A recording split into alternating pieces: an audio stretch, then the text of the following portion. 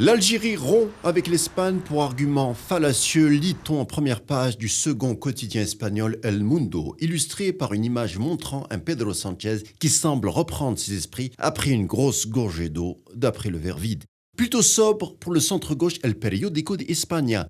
L'Algérie rompt les liens avec l'Espagne pour un virage concernant le Sahara occidental, le mot virage signifiant une courbe sur un chemin faisant. Et enfin, on pourra rapporter dans le canard de droite Razón, il est vrai qu'il ne s'est jamais montré tendre avec le chef du gouvernement socialiste, mais pour une fois, tempère, matinée n'empêche d'une légère critique. L'Algérie rompt le traité d'amitié avec l'Espagne pour le tour de Sánchez.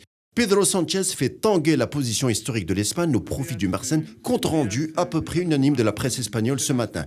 L'oblique de la position traditionnelle de la politique étrangère espagnole, suscitant les foudres d'Alger qui n'hésitent pas à parler de dérives graves, mais également questionne même au sein de la péninsule ibérique l'habilité de Sánchez à l'endroit de notions juridiques internationales de la part de ses administrés et autres collègues de l'hémicycle, comme dans l'antre du Congrès madrilène hier, où l'on a vu des députés de tous bords sceptiques lors de l'oral de Sánchez, et ce au-delà de leur posture ou autres orientations politiques diverses autour de la question sahraoui.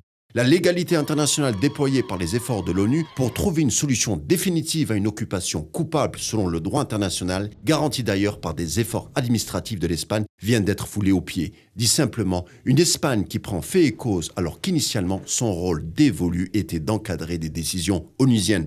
Sánchez ne s'embarrasse pas du rôle missionné tenu par son pays et se dit assumer le changement de cap diplomatique sur la question du Sahara occidental.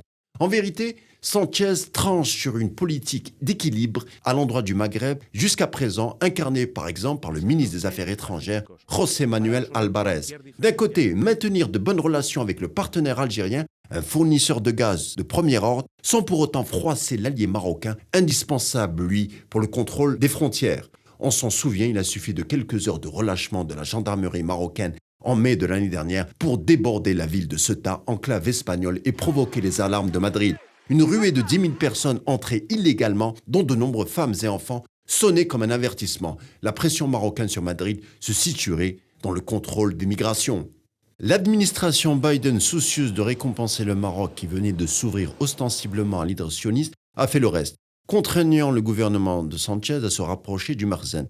Mais en achetant un peu de tranquillité, Sánchez, dont on dit que son avenir politique précaire sera conditionné par les futures législatives, a fait un pari périlleux.